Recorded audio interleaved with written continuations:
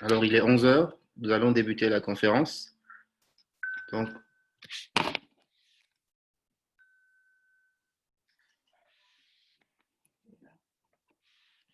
merci. Donc, nous allons débuter cette conférence. Bonjour à toutes et à tous. Mon nom est Amadou Sako. Donc, je suis le conseiller externe en charge de l'Afrique à l'Organisation internationale des employeurs. Je tiens à remercier tout un chacun de nos représentants des organisations d'employeurs d'Afrique de l'Ouest et de partout dans notre réseau d'entreprises, mais également les différents représentants de la Banque mondiale, de la Banque africaine de développement, de l'Organisation internationale du travail. Je tiens particulièrement à saluer Madame Rania Bikazi, qui est la directrice du bureau d'Algérie, ainsi que Monsieur Halim Hamzaoui, qui est le directeur par intérim sortant du bureau d'Alger également.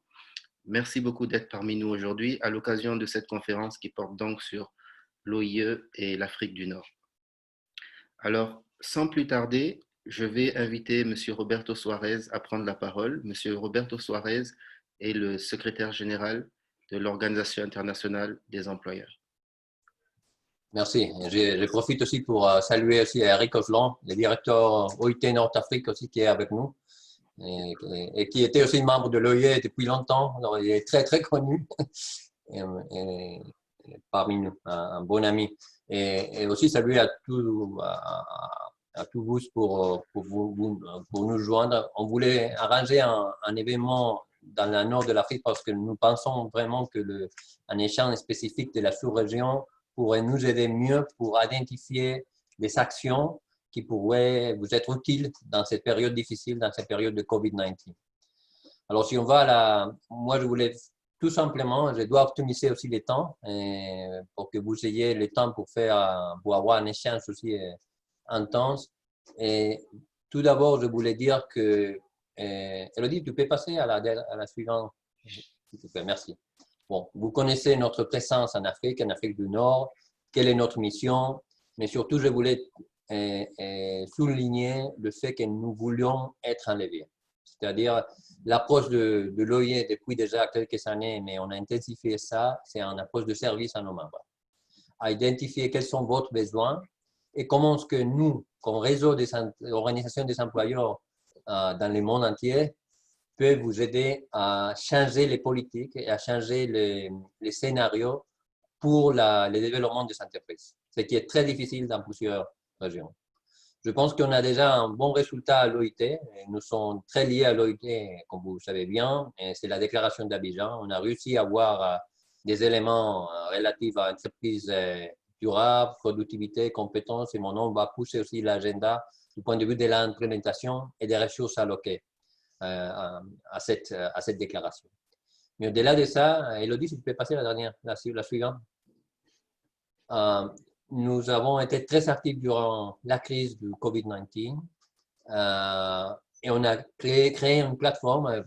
Plusieurs parmi vous êtes très au courant de cette plateforme dédiée au suivi du pays. On a arrangé beaucoup de conférences numériques, mais une trentaine, ce qui a beaucoup à voir avec un effort considérable du point de vue des ressources humaines.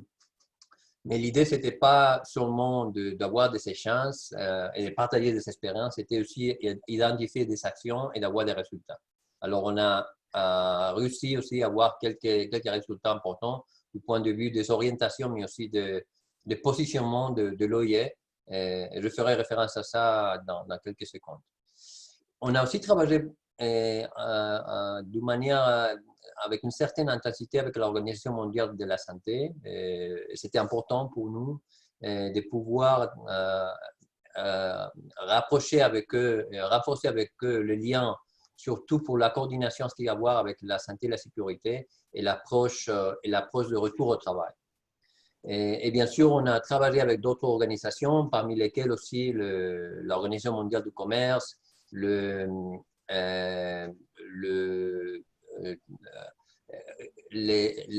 Bureau des Nations Unies à New York, et surtout ainsi qui a à voir avec les objectifs de développement durable et la réussite des objectifs de développement durable dans les scénarios post-Covid, qui va être assez difficile. On a Amadou avec nous qui commence à être très intensément exploité, si je peux utiliser ces mots, par l'OIM. Et je pense qu'il est en train de faire un travail extraordinaire avec tout ce groupe. Mais aussi, on a une personne je pense qu'elle est aussi avec nous à Boucha, qui vient aussi de la région du nord de l'Afrique, qui travaille dans le domaine des migrations. Elodie, tu peux passer la suivante. Moi, je ne vais pas faire référence à toutes les conférences digitales qu'on a organisées. Peut-être les plus importantes sont tout ce qui a à voir avec l'expérience du télétravail et ce qu'on appelle economic advocacy, les plaidoyers économiques pour les entreprises. Qu'est-ce qui marche, qu'est-ce qui ne marche pas du point de vue des mesures économiques pour avoir accès au financement. Et on a produit un document important sur ces points-là. Moi, je dirais aussi qu'on a eu des échanges régionaux, et parmi lesquels, Elodie, tu peux aller à la suivante, s'il te plaît. On a eu 2 en Afrique, et maintenant un 3e au nord de l'Afrique. Et au-delà de ça, on a focalisé quelques sujets qui sont très importants pour l'avenir du travail. Et c'est bien sûr tout ce qui a à voir avec le retour au travail, mais aussi tout ce qui a à voir avec les scénarios post-COVID-19 et la consolidation de quelques tendances de digitalisation. Mais ça est accompagné de résultats spécifiques. Et si tu peux aller à la suivante slide, les résultats qu'on a produits sont les guides sur le télétravail pendant la crise, les guides sur la gestion des ressources humaines, comment on peut ressortir plus fort, un document d'orientation, moi je dirais plutôt que d'information sur les mesures d'emploi prises par les employeurs. C'est un échange formidable parce qu'on voit beaucoup de similarités, mais aussi des nuances importantes. Et un guide qu'on a produit avec une institution spécialiste très connue sur ressources humaines, sur les retours au travail, les nouveaux scénarios. Comme j'ai déjà dit, une documentation, un document d'orientation sur ce qui marche et ce qui ne marche pas du point de vue de plaidoyer économique, c'est-à-dire toutes les mesures d'accès au financement qui sont mises et qui de temps en temps ne sont pas très efficaces. On n'a pas oublié la composante gendre et on a travaillé sur 2 documents, un de digitalisation pour le talent féminin et on a travaillé aussi sur tout ce qui a à voir avec les commerces et l'emploi, parce qu'on voit une tendance maintenant à la déglobalisation. Et ça nous inquiète beaucoup. En fait, on est en train de travailler avec l'Organisation mondiale du commerce et avec l'International Trade Center pour avoir une approche beaucoup plus intense, de manière qu'on puisse essayer de changer la narrative au niveau national. Avec Deloitte, la consultancy, la compagnie de la consultant, on va lancer au mois de septembre un débat important sur les compétences de l'avenir. On a produit un document sur les compétences sociales, c'est-à-dire les compétences humaines. Comment est-ce qu'elles peuvent aider à changer aussi le scénario d'anticipation à une qualification beaucoup plus accentuée. Et on est en train aussi de focaliser aussi la récupération économique, mais avec une approche green, une approche verte, tout ce qui a à voir avec les changements climatiques. Comment est-ce qu'on peut avoir un scénario de récupération avec des compétences vertes, on appelle ça, et avec une croissance aussi de l'emploi soutenu, tenant compte des nouveaux scénarios de changement de production industrielle, etc. On a produit un document important avec quelques données qui sont intéressantes. Au-delà de ça, pour les organisations d'employeurs, et je finis avec ça, on a 2 produits. Un qu'on a fait avec Actem, et je dois leur remercier beaucoup, c'est comment les organisations d'employeurs peuvent, je dirais, surmonter la situation actuelle. Ce qu'on appelle la résilience des organisations d'employeurs. On a fait un survey, une enquête conjointe à niveau mondial. Et vous avez les résultats sur notre page web. Et en cours, on est en train de produire un document comment une organisation d'employeurs peut devenir plus digitale. Et ça va être lié aussi à notre initiative pour changer la narrative interne dans leur pays qu'on appelle Business Heroes. Je dois vous rappeler que cette année, c'est le centenaire de l'OIE. Malheureusement, on n'a pas pu avoir un événement physique. On va avoir un événement digital, mais l'année prochaine, on a décalé beaucoup des événements physiques qu'on avait prévus. On appellera le centenaire place 1 de l'OIE, mais ça aura lieu.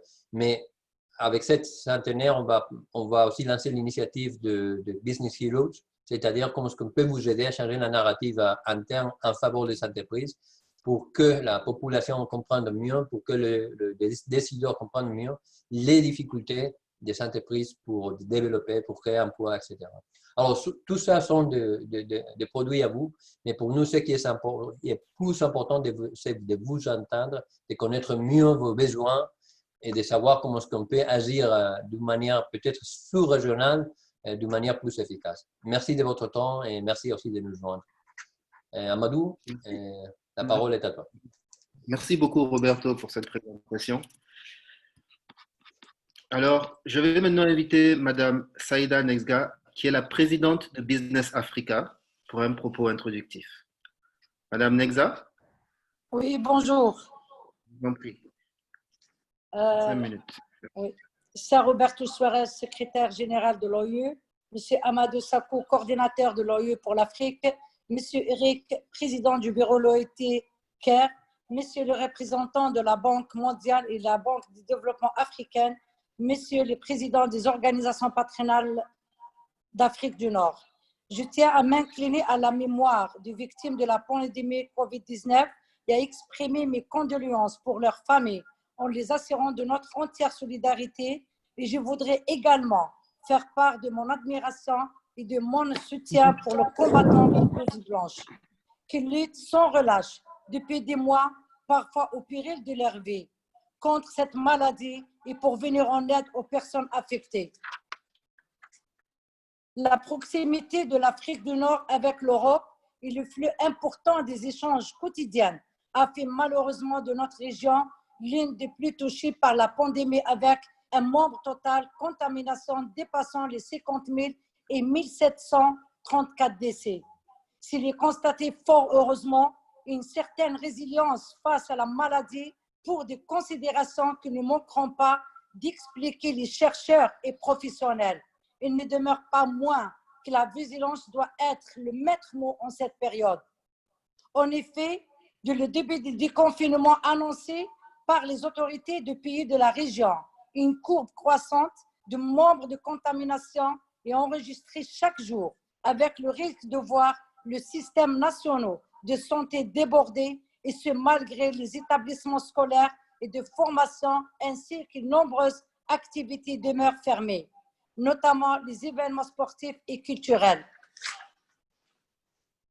C'est pour cela que nous appuyons les mesures liées à l'obligation de port de masque, aux gestes barrières, au reconfinement de certaines localités et au maintien de la fermeture de frontières pour le moment. Ceci a un coût économique important, jamais égalé, et impacte directement les entreprises avec les conséquences sociales qui s'appellent à l'intervention forte de l'État. En Algérie, le gouvernement a accédé à un certain nombre de mesures proposées par les représentants des employeurs et des travailleurs, dont l'annulation des pénalités de retard et le report de paiement de certaines obligations fiscales. Monsieur le Président de la République a décidé d'un plan de relance économico-sociale, lequel a fait l'objet d'une réunion tenue le 18 juillet 2020. Présidée par monsieur le Premier ministre, en présence des membres du gouvernement et de représentants des travailleurs et des employeurs, et celle-ci a donné lieu à un dialogue sincère au cours duquel une commission a été instituée qui préside Monsieur le Président du Conseil national économico-social. Nous avons enregistré avec satisfaction l'effort important que compte dégager le gouvernement pour le sauvegarder de l'outil économique national et l'enveloppe financière allouée à cet effet. Une tripartite gouvernement représentant travailleurs, employeurs est prévue pour le 16 et le 17 août prochain. La réunion du Conseil des ministres tenue le 26 juillet 2020 est venu réaffirmer le gel de paiement des charges financières et des obligations fiscales et parafiscales dues par les opérateurs économiques pour la période du confinement et aucune sanction au paiement des pénalités ne sera exigée de ces opérateurs durant cette période, ainsi que la décision d'évaluer les préjudices subis et le manque à gagner enregistré par les opérateurs économiques, en particulier pour les petites et moyennes entreprises et les petits métiers qui bénéficieront à l'allocation d'une aide financière. Le ministre des Finances a été instruit pour s'assurer de la mise en œuvre par les banques des mesures de facilitation des financements déjà prises au niveau de la Banque centrale. La reprise de l'activité économique doit veiller à la sécurité des travailleurs et s'accompagner d'une forte campagne de sensibilisation, des aménagements spécifiques et adaptés des espaces et le renforcement des mesures d'hygiène, l'observation des gestes barrières tels que le port de masque, le lavage des mains, l'utilisation de gel hydroalcoolique et le respect des distances. La ventilation des locaux fermés doit être vérifiée et renforcée au besoin, avec pose de séparation des plexiglas et un renforcement des opérations de nettoyage et désinfection des espaces. Des moyens de prise de température des employés doivent être mis en place dans les accès et un guide pratique des mesures préventives à observer. Enfin, il est indispensable que le transport en commun puisse reprendre des services pour le transport des travailleurs vers le lieu de travail. Les mesures édictées ne peuvent être supportées par les entreprises seules, d'autant qu'il s'agit le plus souvent des petites et moyennes entreprises ne disposant pas des ressources suffisantes.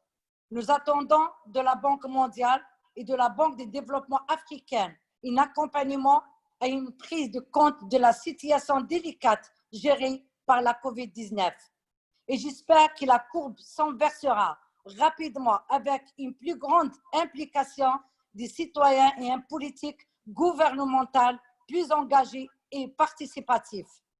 Je termine pour remercier l'OIE et l'OIT pour leur soutien et le formidable travail accompli depuis l'apparition de la COVID-19, soit au niveau de Genève, soit par les responsables régionaux. Merci pour votre aimable attention.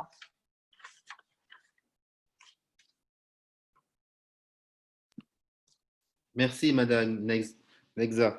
Donc, justement, vous avez évoqué les partenaires au développement qui sont bien connus sur le continent africain.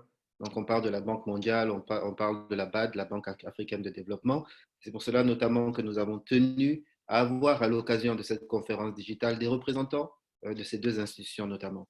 Et justement, nous passons à la seconde phase qui consiste à donner la parole aux partenaires au développement, dont aussi l'OIT, l'Organisation internationale du travail. Nous avons aujourd'hui avec nous M. Éric Ochelin, qui est le directeur de la région Afrique du Nord à l'Organisation internationale du travail. Monsieur Ochelin, bonjour. Bonjour. Bonjour, Monsieur Ochelin, j'espère que vous allez bien. Alors, je vais débuter par vous poser les deux questions suivantes. Justement, quelle a été la réponse de votre institution, l'OIT, face à la crise en Afrique du Nord? Et quelles sont justement les perspectives post-crise en ce qui concerne votre institution en Afrique du Nord? Merci de m'avoir invité à cette réunion. Comme Roberto l'a mentionné, je suis en effet aussi un ancien de l'OIE, ayant travaillé presque 14 ans au secrétariat de l'OIE. Donc, ça m'a donné aussi de plaisir de voir parmi la liste des participants des gens qui sont des amis depuis plus de 20 ans, depuis que j'ai commencé à l'OIE en 98.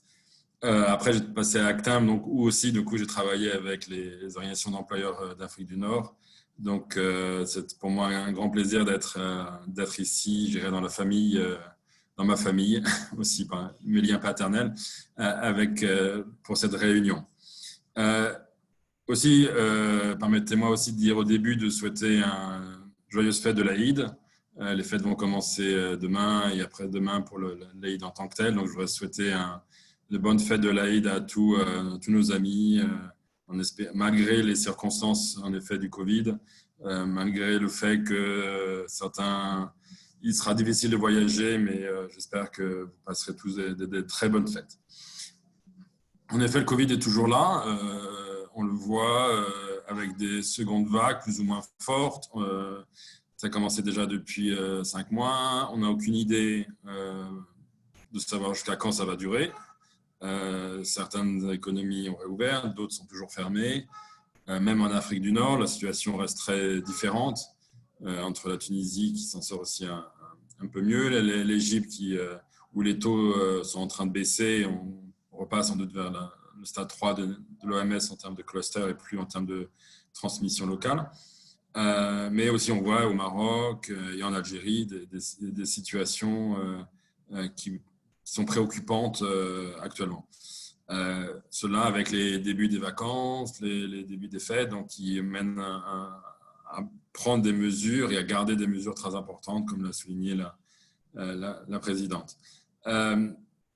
Maintenant, pour l'OIT. Alors, pour l'OIT, d'abord, je voudrais quand même rappeler que moi, je suis directeur de la Decent Work Team pour l'Afrique du Nord, mais nous avons 2 bureaux en Afrique du Nord. Le bureau au Caire, dont je suis aussi le directeur, qui couvre le bureau pays pour l'Égypte et l'Érythrée, pour des raisons politiques. Et nous avons un bureau à Alger, comme vous l'avez mentionné au début, qui couvre les pays du Maghreb, de la Mauritanie et la Libye, avec Alim, qui était le directeur par intérim et qui, je veux le remercier pour tout le travail qu'il a fait et je souhaite tous mes voeux pour la suite de sa carrière et j'accueille avec plaisir Raniaz comme directrice du bureau. Maintenant, la réponse du BIT, elle est en 2 niveaux. Un, on fait partie des Nations Unies. Nous sommes une agence des Nations Unies. Donc, nous faisons partie de la réponse qui sont fournies au terme des équipes UN City en anglais, je ne sais plus comment on dit en français, qui a produit des documents, que ce soit évidemment la réponse en matière de santé et la réponse sur les conséquences économiques et sociales. Ces plans sont discutés dans chaque pays et le BIT participe et intervient et fait partie de la réponse des Nations Unies dans chaque pays. Donc, nous avons une approche UN qui est de réponse et qui est aussi du coup le partenaire du gouvernement. Et c'est aussi le rôle de l'OIT de promouvoir aussi ce que nous disent les partenaires sociaux pour être sûr que la réponse des Nations Unies inclut aussi les besoins des partenaires sociaux, ce qui n'est pas toujours évident. Ça, c'est un autre débat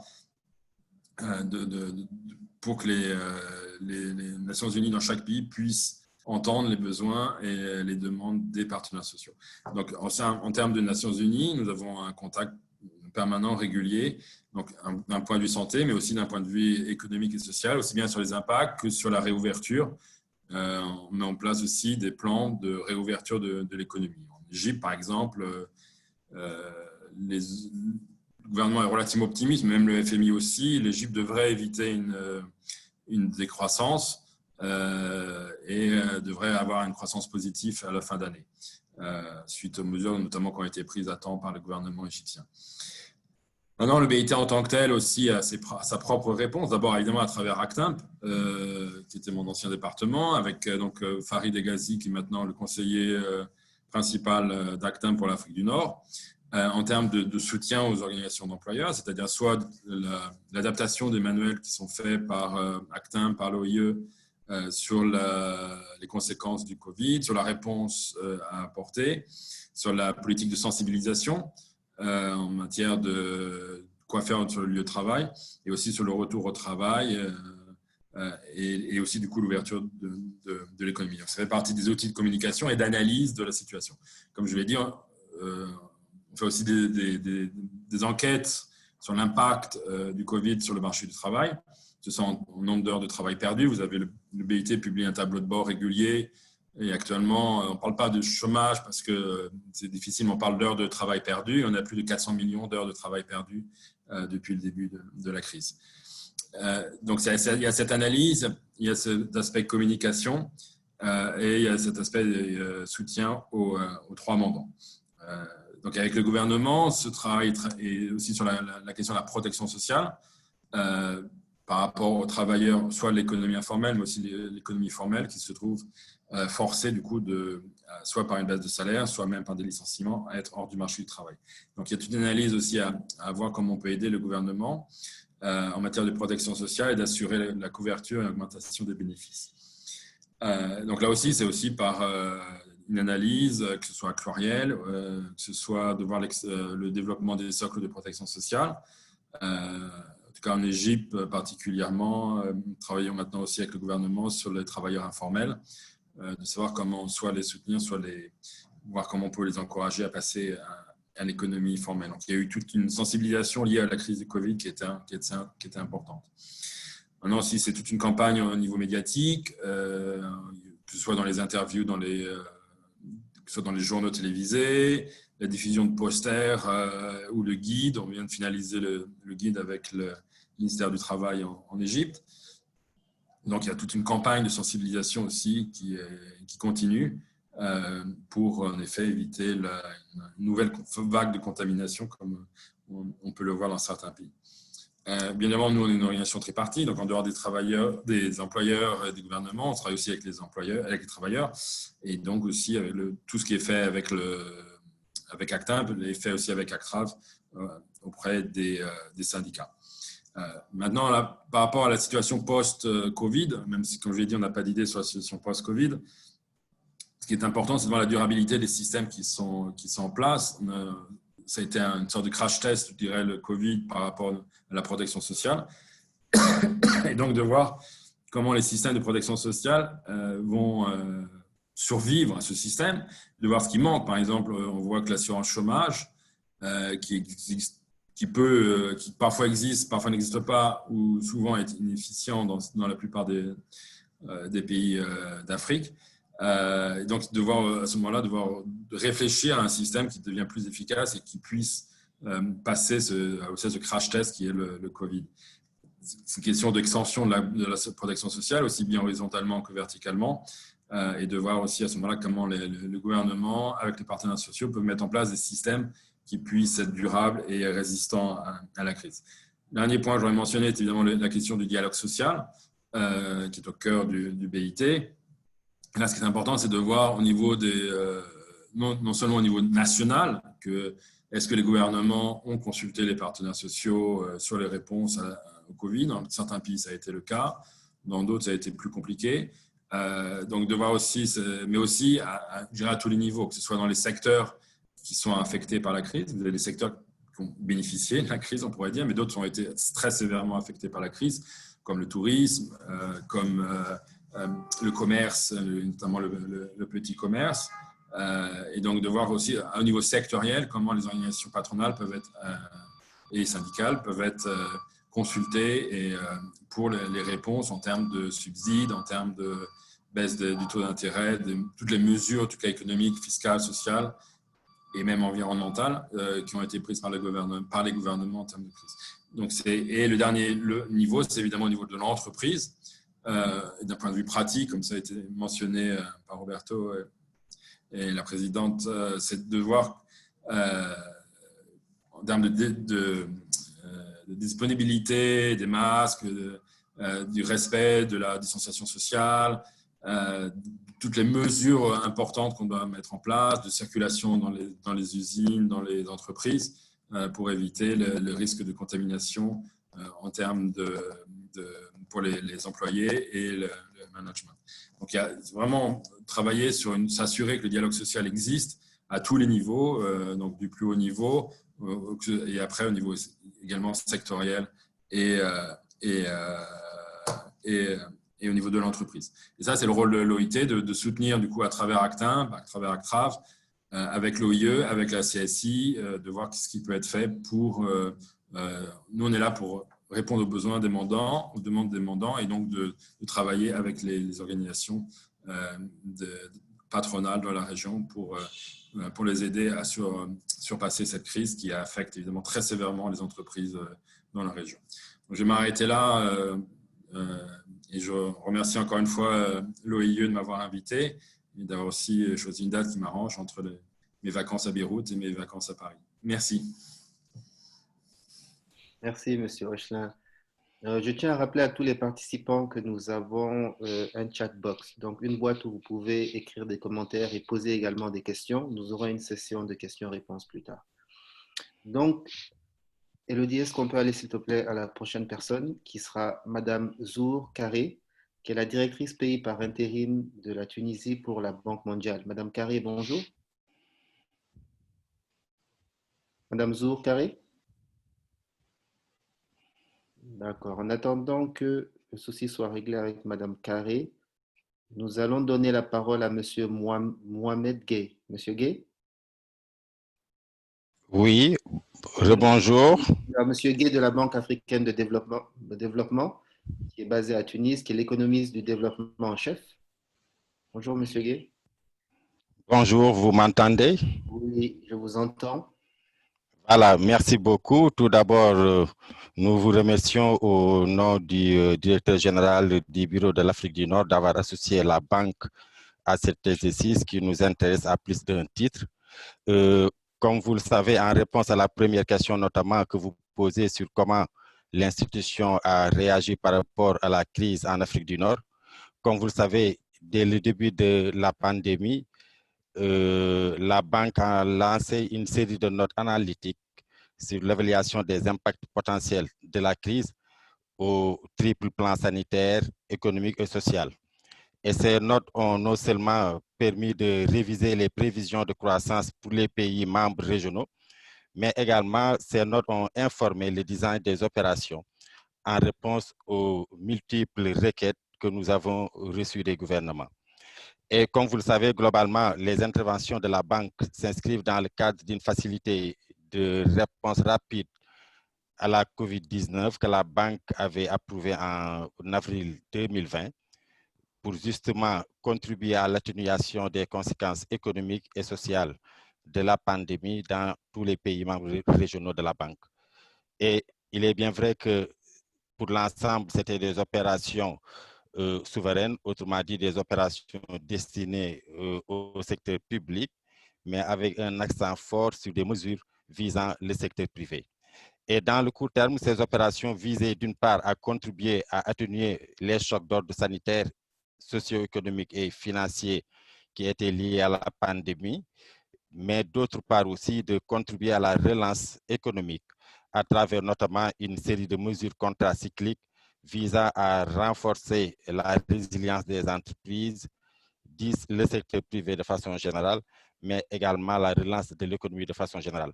Et c'est un exercice que nous avons eu aussi à conduire en partenariat avec les autres partenaires. Notamment, il y avait un appui budgétaire conjoint que la Banque mondiale avait mené en Tunisie avec l'AFD, la BAD, et de l'AGICA et d'autres bailleurs de fonds. Et l'idée, justement, c'était de voir comment apporter conjointement une réponse appropriée à ces impacts négatifs. Et à cet effet, la banque a approuvé, par exemple, pour le Maroc, le programme d'appui à la réponse au COVID-19 pour un montant de 264 millions d'euros.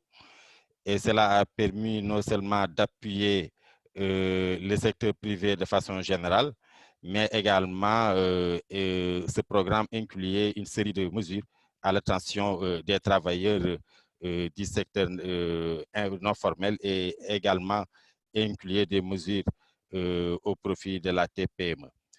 En Tunisie, nous avons également soutenu le programme d'appui à la réponse COVID par l'inclusion sociale et l'emploi, puisque comme vous le savez, c'est deux thématiques qui sont d'une importance particulière dans cette période, à la fois pendant la période crise, mais aussi pendant la période post-crise, notamment comment renforcer, je pense notre collègue du BIT, de l'OIT est revenu tout à l'heure, comment renforcer les systèmes de protection sociale, les étendre, notamment aux plus vulnérables, et s'assurer que l'emploi sera non seulement préservé, mais mettre aussi une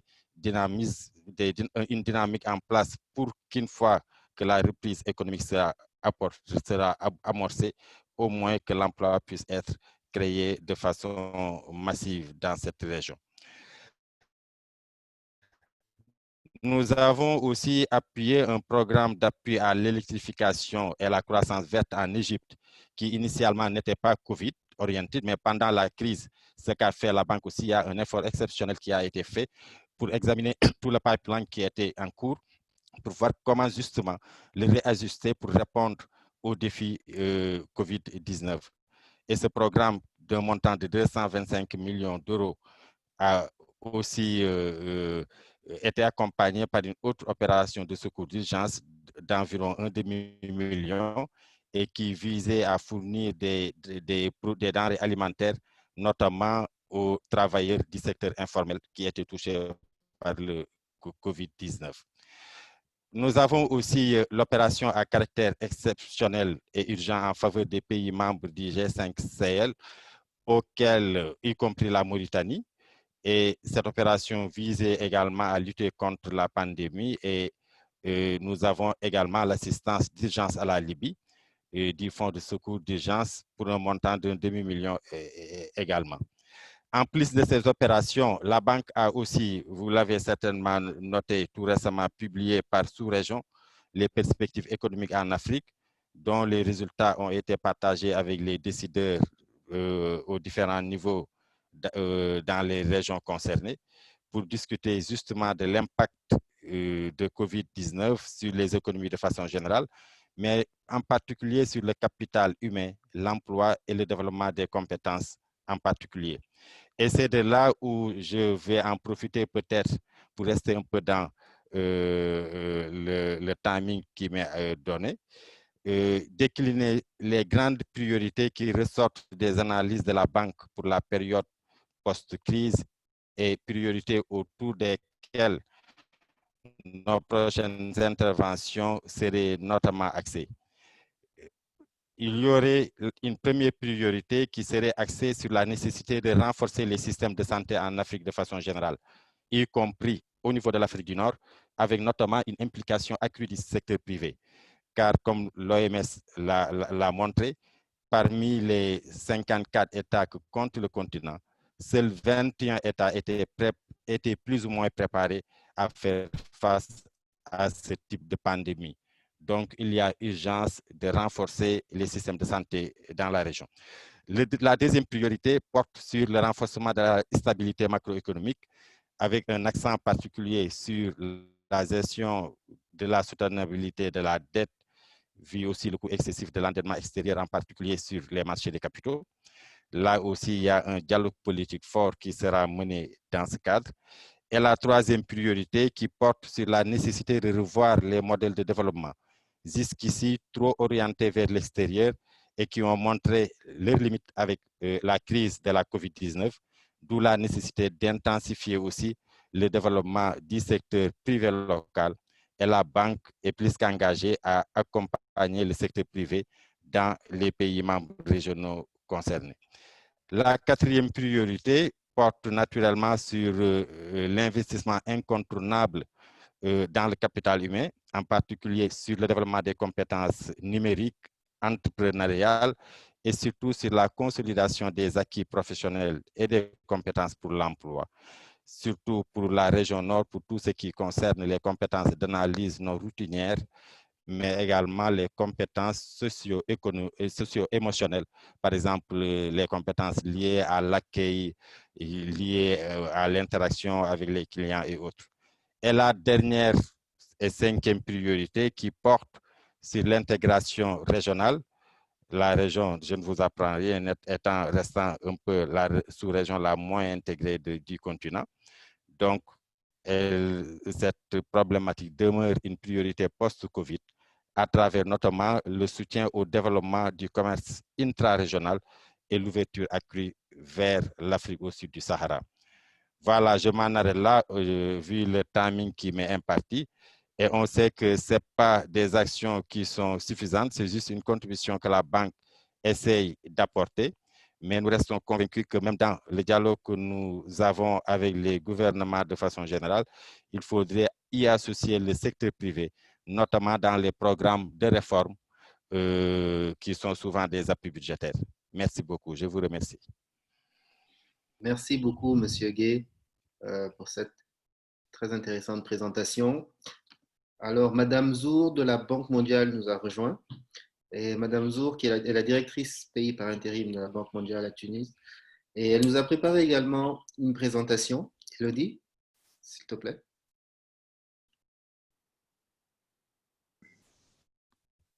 Bonjour à tous. Bonjour, bonjour à vous, bonjour. Vous m'entendez? Oui, nous vous entendons, Madame Zour. Parfait, excellent.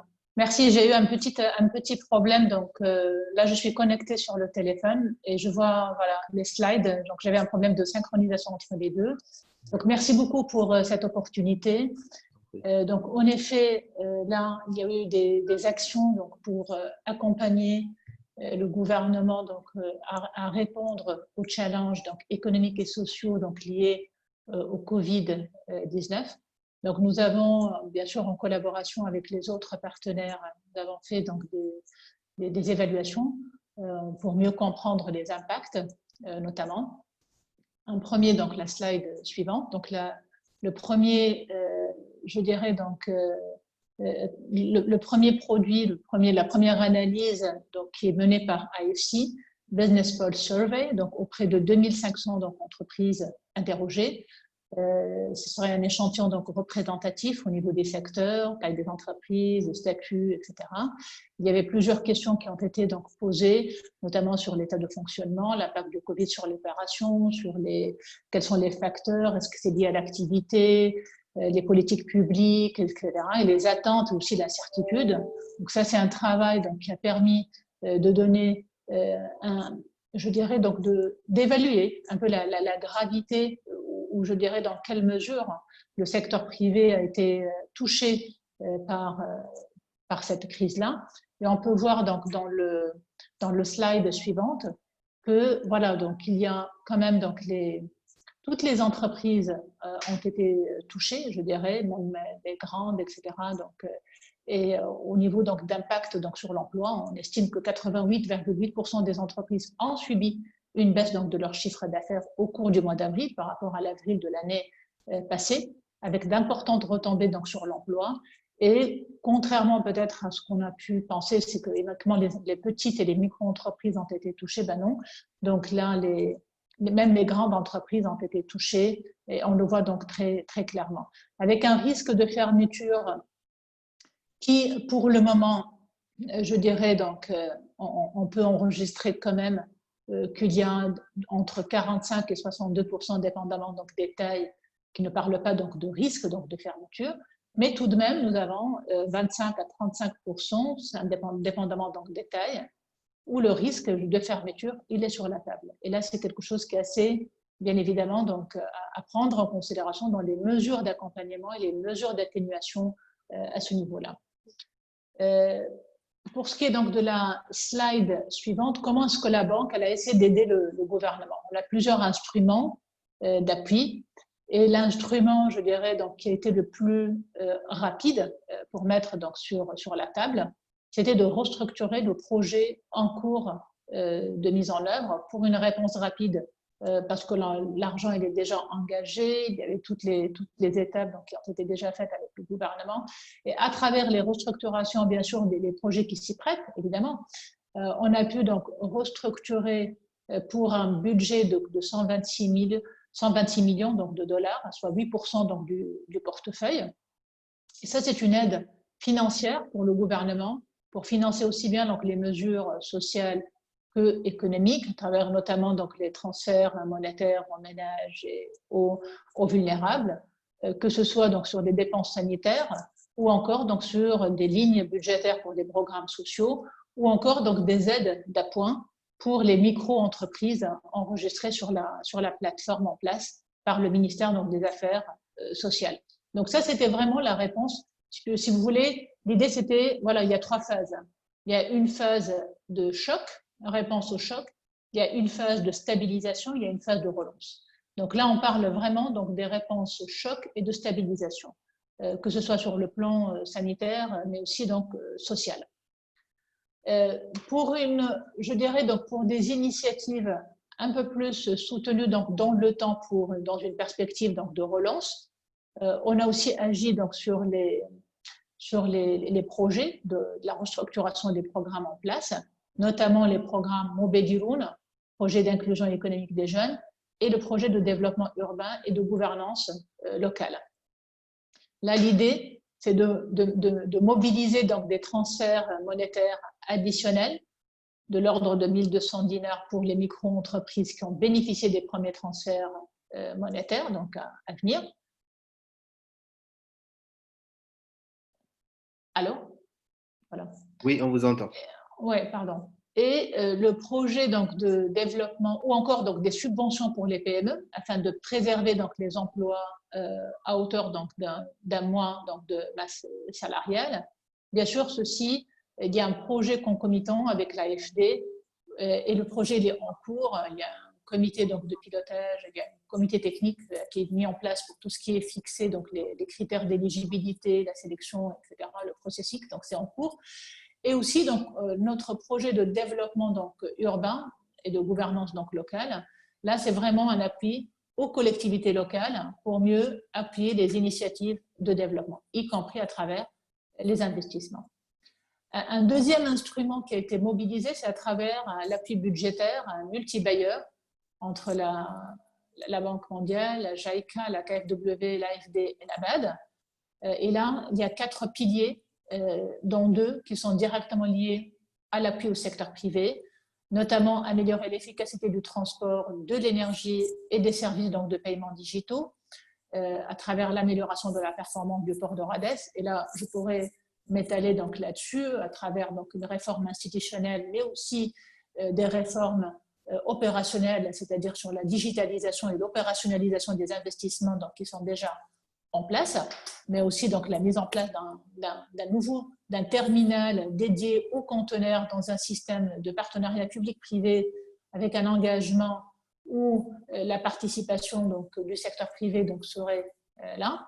Mais aussi, il y a aussi un deuxième axe de l'appui budgétaire qui est de promouvoir l'inclusion économique donc, et sociale, y compris à travers l'inclusion financière et bien d'autres mesures. Les 2 autres piliers sont notamment sur la gouvernance et la performance des entreprises publiques. Et le troisième, il est sur le renforcement de la performance de l'administration publique et la gestion des finances publiques. Donc ça, c'est vraiment les instruments et les moyens d'appui qui ont été mobilisés pour soutenir la Tunisie donc, dans cette période. Et merci donc, pour ne pas consommer beaucoup de temps. Merci. Merci beaucoup, Madame Zoya, pour cette excellente présentation également. Donc, nous avons écouté les partenaires au développement, donc la Banque mondiale, la Banque africaine de développement, l'Organisation internationale du travail. Nous allons maintenant donner la parole au secteur privé nord-africain, donc aux représentants des organisations d'employeurs des pays nord-africains.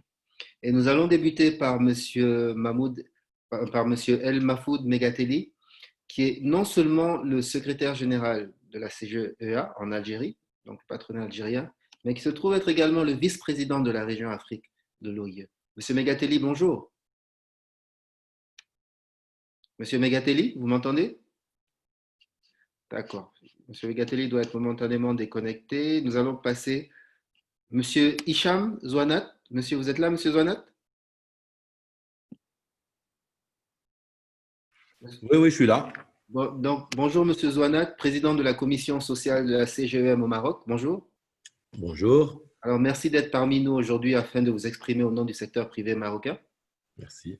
Alors, Monsieur Zouanat, nous allons débuter autour des 4 questions suivantes, qui sont justement de savoir quelles sont les mesures de riposte économique qui se sont avérées efficaces au Maroc, quelles sont celles que vous estimez qui sont avérées être moins efficaces, quelles sont les leçons que nous pouvons en tirer, et pour terminer dans une approche plus prospective justement, comment favoriser aussi, aujourd'hui nous sommes là entre organisations d'employeurs d'Afrique du Nord, comment favoriser une collaboration entre les différentes organisations pour un secteur privé renforcé. Donc, je vous cède la parole. Excellent. Vous voulez que je réponde aux 4 questions en même temps ou bien il y aura des passages Vous pouvez débuter et si jamais vous ne couvrez pas un point, Ok, en tout cas, j'essaierai de… Donc, je commencerai d'abord pour remercier Roberto et et Amado pour organiser cette conférence, ce webinaire, et surtout remercier Eric Ochelin qui a fait le lien et qui garde une grande place chez nous. Il a marqué son passage dans notre région. Alors, un petit topo sur la situation qui est au Maroc en termes d'impact économique. Ça fait 15% du PIB, 150 millions de dirhams. 150 millions de dirhams, on a un PIB à peu près de 1000 milliards. On a perdu 15% et on risque encore d'aller vers 17% sur le deuxième trimestre. Ça fait 91% des entreprises qui sont touchées par une réduction de chiffre d'affaires et ça rejoint un peu l'intervention de Madame, qui est à peu près de 88% en Tunisie. Donc, c'est des chiffres qui se rejoignent. Et parmi les 91%, plus de 2/3 ont eu une baisse de chiffre d'affaires de plus de 20%. En résumé, l'impact social, c'est 1 million de personnes qui ont perdu un emploi de façon provisoire dans le secteur privé formel et 2 millions dans le secteur informel. Ça fait 3 millions en tout. Et c'est à peu près 10% des emplois dans le formel. Et si on rajoute l'informel, c'est exactement à peu près 20%, ce qui est non négligeable. Alors, pour les mesures qui ont été prises, je vais essayer de les scinder en 4. Les premières mesures, c'est des mesures d'awareness, de sensibilisation, communication et même de formation. Parce que l'essentiel s'est passé à ce niveau-là. Je rappelle que le tissu économique de nos entreprises est pratiquement 96% des PME et qui n'ont pas les structures qu'a les 4% des grandes structures multinationales. Et il fallait vraiment les accompagner pour minimiser les impacts. Les premiers accompagnements, c'était de leur donner un modèle de plan de continuité de l'activité. Donc, un business continuity plan qui leur permet d'agir avec les priorités pour protéger d'abord les salariés, le cash, les charges à différer, etc. Deuxième mesure, ça a été 2 kits. Un kit qui a valeur d'un référentiel pour respecter les règles sanitaires et un autre kit qui a valeur de formation pour les animateurs qui seront censés animer un petit peu toutes ces gestes barrières, etc. Quatrième document qui a été préparé par l'Organisation des employeurs au Maroc, qui est la CGM, c'est également une foire aux questions qui concerne le financement bancaire, le volet fiscal et le volet juridique.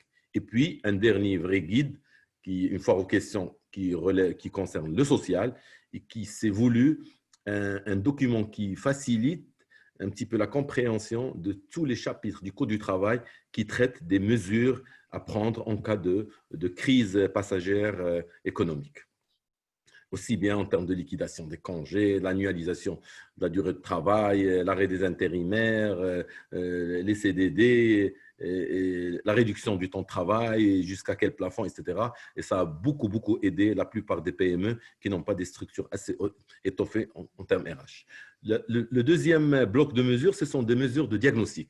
Avant d'entamer une série de dialogues sociaux et également une négociation avec le gouvernement sur les mesures de relance, il fallait avoir une image unifiée de l'état des lieux. Pour cela, la CGM, le patronat marocain, a lancé 2 études d'impact, l'une au maximum du pic, c'est-à-dire vers le mois d'avril, et une autre dernièrement qui a montré que nous avons atteint entre 20 et 90% un petit peu de ralentissement selon les secteurs. Et bien sûr, le tourisme, l'environnement, les industries culturelles étaient au summum des secteurs qui ont le plus souffert. En plus de cela, les fédérations relevant de la CGM également ont lancé des études d'impact socio-économique, notamment les fédérations de commerce et de services, la FENAGRI, qui est la fédération de l'agroalimentaire, etc.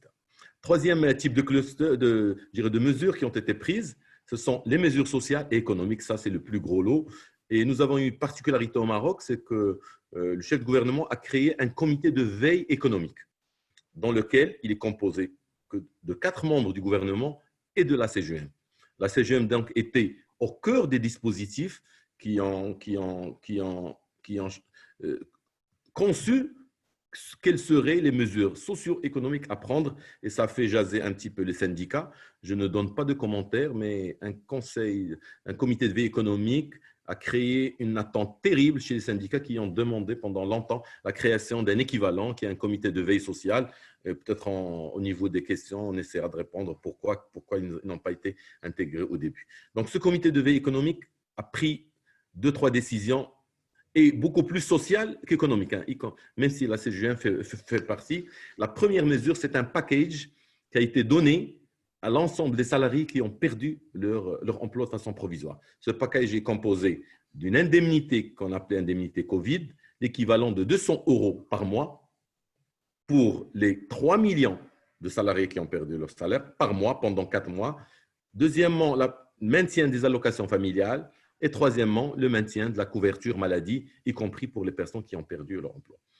Cette mesure est de nature à avoir soulagé, je dirais, les entreprises en termes de charges du personnel et des charges sociales qui ont été eux aussi reportées, suspendues, aussi bien pour les charges sociales liées à des retraites de base obligatoires que les charges sociales liées à des retraites complémentaires. Sur le plan économique, le gouvernement, via le comité de veille économique, via le CVE, a essayé de relancer l'économie à travers un soutien à la trésorerie, notamment le BFR. Et pour cela, il a lancé 3 types de crédits qui sont garantis par l'État à travers la Caisse centrale de garantie. Le premier type de crédit, c'est Relance TPE, qui s'adresse à des entreprises qui ont moins que 10 millions de dirhams de chiffre d'affaires, avec un taux de 3,5, avec un plafond de crédit jusqu'à 1 million de dirhams, et avec un remboursement différé de 2 ans et une durée assez longue, c'est un crédit à moyen terme qui est de 7 ans. Le même produit également, un autre qui s'appelle Daman Relance, qui s'adresse également à des plus grosses entreprises, plutôt moyennes, des PME, et bien sûr, le critère était moins que 10 millions de chiffre d'affaires et plus de millions. Et le troisième, un produit qui est destiné aux grandes entreprises qui ont un chiffre d'affaires qui dépasse les 500 millions de dirhams. Ça a pu soulager en termes de délai de paiement parce qu'on avait des délais de paiement assez critiques au Maroc. Inter-entreprise, ça a atteint 450 milliards de dirhams. Ça montre que la pression qu'on a sur que les fournisseurs ont, et ça a permis de soulager, mais ça ne remplace pas le carnet de commandes parce que l'essentiel a été mis en termes d'exigence du privé sur l'investissement public et le maintien de la commande publique qui, elle, soulage en grande partie un petit peu la relance par l'investissement qui est une approche keynésienne que la plupart des pays ont essayé de demander. Maintenant, la troisième type de proposition, c'était un plan de relance carrément post-Covid proposé par la CGM dans lequel il y a 508 mesures, la plupart sectorielles, mis à part 5 ou 6 qui sont transversales, dont l'instauration d'une indemnité chômage partiel qui va durer au moins 1 an, l'incitation à l'emploi, soit via des crédits d'impôt, soit via des primes directement données aux nouveaux primo-demandeurs d'emploi, l'intégration progressive de l'informel qu'on a vu avec un impact énorme en termes de perte d'emploi, 2 millions, et enfin, un financement pour mieux capitaliser les PME qui ont beaucoup plus souffert de cette sous-capitalisation. Maintenant, excusez-moi de vous interrompre, vu que nous sommes limités par le temps. En 2 minutes, quelles sont les leçons que nous pouvons tirer de ces différentes mesures? Alors, je vais vous dire, ce qui n'a pas marché, et ça rejoint la troisième question, premièrement, le premier type de crédit qui est destiné aux grandes entreprises, ils ont tellement, corsé les critères que ça a profité à 13 000 entreprises. Et on sait qu'au Maroc, il y a plus que 230 000 entreprises. Il y a eu une proposition d'exonération de l'impôt sur le revenu pour tout ce qui est complément de revenus donnés aux gens qui ont touché 200 €. Et ça n'a pas marché vu les conditions qu'ils ont mis également. Il faut que l'entreprise soit en arrêt total, etc. Et également l'impact sur l'emploi. On voit que toutes ces mesures-là n'ont pas encore eu l'impact de retrouver le 1 million dans le privé et les 2 millions dans l'informel. Maintenant, quelles sont les leçons tirées? Je vais le résumer à 3 niveaux. Il y a les leçons tirées sur le plan organisationnel. Il faudrait qu'on ait des entreprises agiles, résilientes et complètement numérisées, digitales. On a vu l'impact que ça a. Deuxièmement, en termes de leadership, ce sont les entreprises qui ont des leaders avec des soft skills qui gèrent aussi bien leur self-leadership que comment gérer les autres, avec surtout un focus sur les compétences collectives et non pas individuelles, qui se sont le plus, eu des facilités à résister. Et troisième cluster de learning, c'est il faudrait qu'on ait des législations sociales capables d'accompagner ce genre de… Nous avons besoin d'une flexibilité qui accompagne cette reprise assez progressive qui va durer jusqu'à 2 ans, certainement même plus, ça dépend d'impact. Nous avons besoin également de faire fonctionner, fluidifier les mécanismes alternatifs de règlement de conflits. Et c'est là tout l'art d'avoir des mécanismes de conciliation, d'arbitrage et de médiation qui fonctionnent parce qu'on fera face à des risques de fermeture énormes.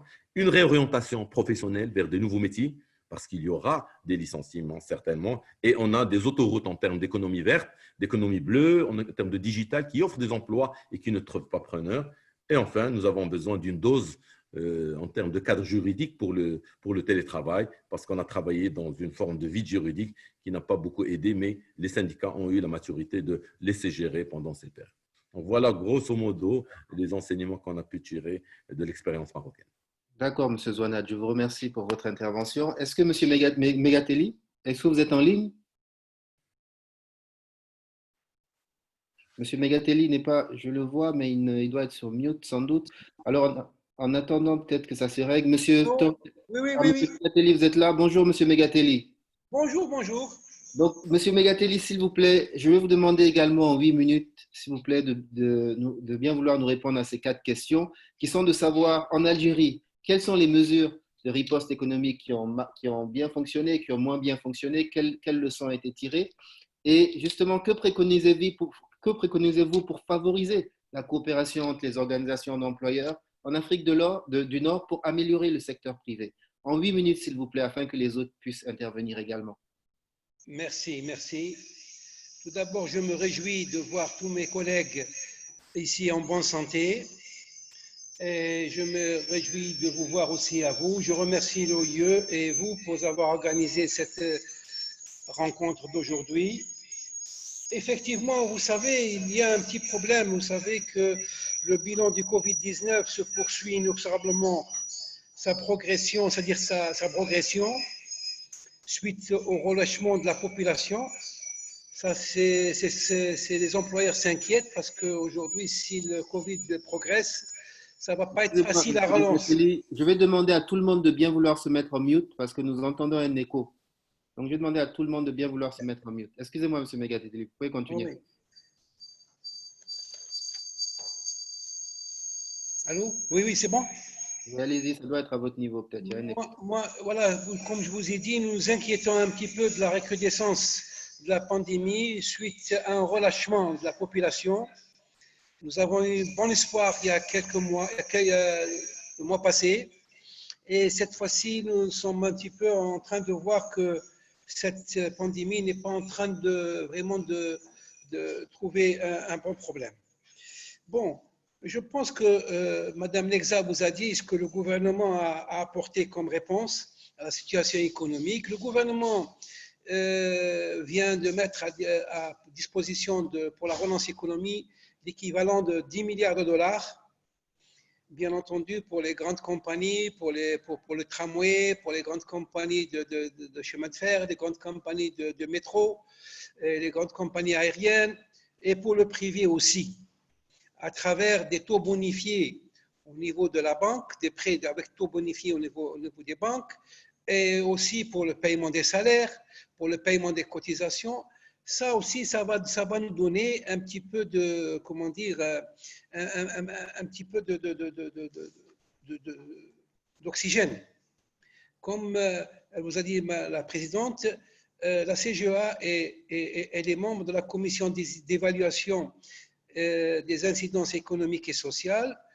Effectivement, elle regroupe les employeurs et tout le gouvernement, presque tout le gouvernement, mais nous avons voulu aussi associer les travailleurs parce que aussi, eux, ils veulent aussi connaître et comprendre est-ce que leur salaire va être payé. Voilà un petit peu ce que nous sommes un petit peu, ce que nous avons un petit peu comme solution, que nous avons porté comme solution. J'espère que surtout, c'est surtout la recrudescence de la pandémie, je souhaite que ça va vers la baisse et ça va nous donner une meilleure visibilité. Merci. Monsieur Megatelli? Oui, merci. J'aimerais vous poser une question au regard de la double casquette que vous avez, non seulement celle de secrétaire général de la CGA, mais également de vice-président exact. d'Afrique. Justement, quelles sont les perspectives de collaboration que vous entrevoyez pour pour un meilleur secteur privé au Maroc, pour renforcer la collaboration entre les organisations patronales pour un meilleur secteur privé? Quelles sont les pistes de solutions? Qu'est-ce que vous voyez? Écoutez, nous avons d'excellentes relations avec nos amis de la région. Nous souhaitons qu'il y ait une relance et à partir de cette relance-là, nous souhaitons un petit peu partager un petit peu ce qu'il y a entre nous. Partager des expériences, cette relance-là, ça c'est très important et s'échanger un petit peu et relancer. Je pense que la zone de libre-échange africaine va apporter beaucoup parce que pratiquement tous les pays ont ratifié cette convention. Je pense que celle-là, ça va être un petit peu un des éléments qui va nous aider à trouver une meilleure prise en charge. Et dans le futur, à mon avis, nous sommes en train de penser, à réfléchir, à faire une rencontre de la sous-région pour pouvoir un petit peu booster les échanges entre les différents pays de la sous-région. Merci beaucoup, Monsieur Megatelli. Espérons que la conférence d'aujourd'hui marque le début justement de cette dynamique-là que vous évoquez. Je le souhaite à tous et surtout je souhaite un bon Eid Moubarak à tous les amis, à mon ami Hicham, à Ghaliani et surtout à Eric qui va tuer son mouton. Merci. Merci. Merci beaucoup. Monsieur El Torki de l'Égypte, Monsieur El Saïd El Torki, docteur El Saïd El Torki, excusez-moi. Vous êtes bien là? Oui, est-ce que vous m'entendez? Oui, bonjour docteur El Saïd. Bonjour Amadou, merci beaucoup. Je vous en prie. Excusez-moi, est-ce que vous pourriez en 8 minutes maximum, s'il vous plaît? Oui, d'accord, bien sûr. J'ai posé à vos deux collègues. D'accord, ok, ne vous inquiétez pas. Et j'aimerais dire qu'on a vraiment impressionné par les efforts déployés par les OUE depuis les débuts de la pandémie. Et je suis aussi très content aujourd'hui d'avoir cette opportunité de revoir mes chers amis de l'Afrique du Nord et Eid Saïd alaykoum lokoum, Inch'Allah. Et en Égypte, comme dans tout le monde, il est très clair que la pandémie et le crise de santé publique associée ont fait peser un lourd fardeau sur les autorités, les prestataires de soins de santé et les secteurs industriels, ce qui doit renforcer la nécessité d'une approche collaborative entre tous les acteurs concernés. Et à la Fédération égyptienne des industries, nous sommes convaincus dès le début que les dialogues entre le gouvernement et les organisations d'employeurs est essentiel, en particulier pour faciliter l'atténuation des impacts socio-économiques de la pandémie. On a formulé nos suggestions de mesures de riposte économique qu'on pense efficaces dans la lutte contre la COVID-19 en Égypte et on les a présentées au Premier ministre.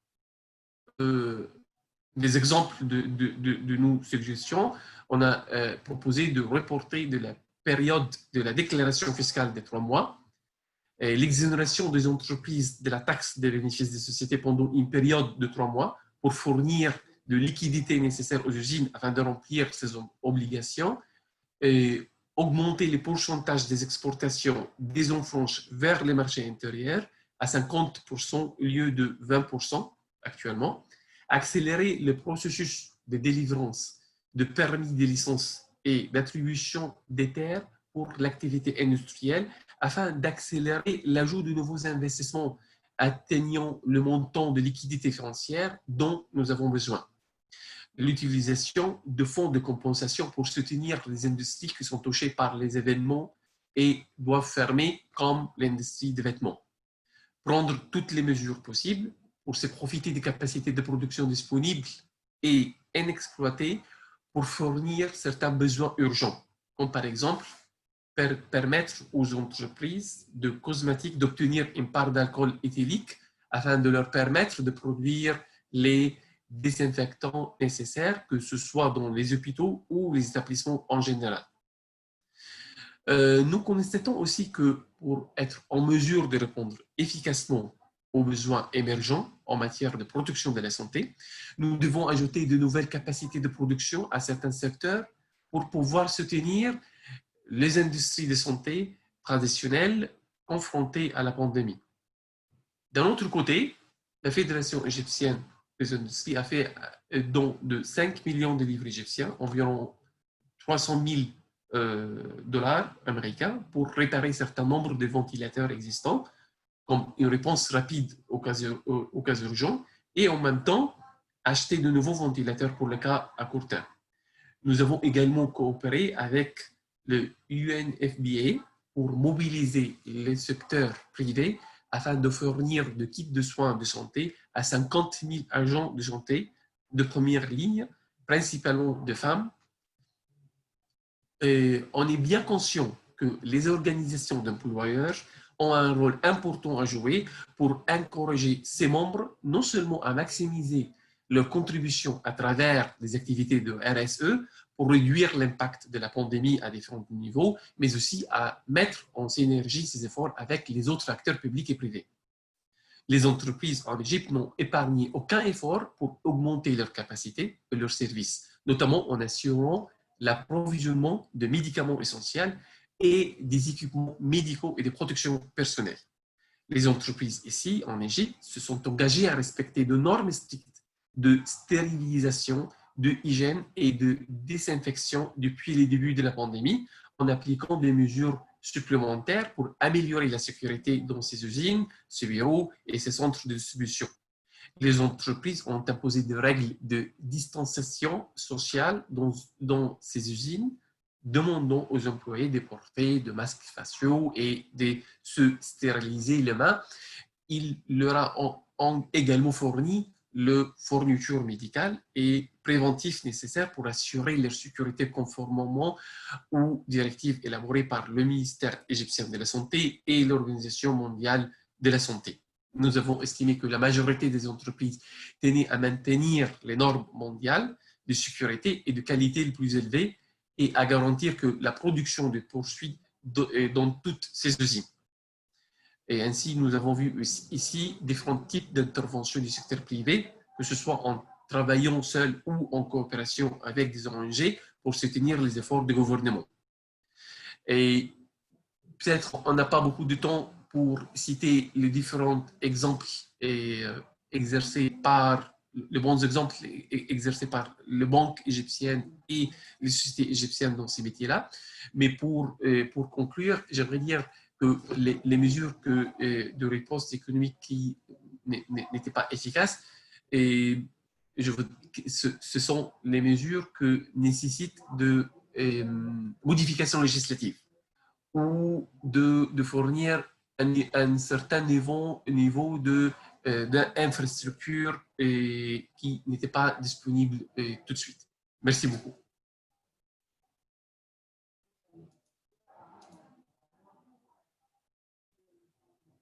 Merci beaucoup, Dr El Sayed. Monsieur Gariani, j'appelle maintenant Monsieur Khalil Gariani de la Tunisie, qui est membre du bureau exécutif de l'Union tunisienne de l'industrie, du commerce et de l'artisanat. Monsieur Gariani, bonjour. Bonjour. Bonjour. Vous m'entendez? Oui, nous vous entendons très bien.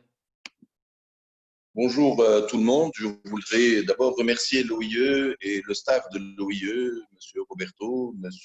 Amadou Sakho, pour cette organisation. Je voudrais saluer également Madame la Présidente Genza et saluer mes amis dont j'ai un grand plaisir à revoir aujourd'hui, même à travers la caméra de notre échange. Donc, Monsieur Mahfoud Megatelli, bien sûr, Monsieur Tourki et les autres amis, mais surtout Monsieur Hichem Zouanat, que j'ai vraiment un plaisir immense à entendre parler, et dont les paroles ont été assez explicites. Donc voilà, et pour les autres intervenants aussi, bien sûr, Banque mondiale et BAT. Pour ce qui concerne notre sujet, je voudrais vous dire que l'UTICA, notre organisation tunisienne, a été depuis le début, depuis les premiers jours de la crise de Covid, a été en relation avec le gouvernement pour justement mettre en place et présenter des mesures, des propositions de mesures pour mettre en place un programme d'aide, un programme de soutien et un programme de sortie de cette crise qui est lourde pour les entreprises tunisiennes et pour l'économie tunisienne. Et là, je voudrais dire que l'effet Covid a été un effet beaucoup plus, un effet, à mon avis, de mondialisation et un effet de commerce international, beaucoup plus, dans certains cas, bien sûr, beaucoup plus que l'effet de la crise sanitaire elle-même, dans la mesure que, Dieu merci, et c'est bien sûr, nous avons en Tunisie eu on a eu des efforts importants pour la lutte ou la gestion de cette question de crise, mais nous avons des chiffres qui sont plus ou moins, disons, corrects. Dieu merci encore, 1500 contaminés, donc 1200 en tout depuis le début de la crise, 1200 guéris, 50 décès et 250 aujourd'hui.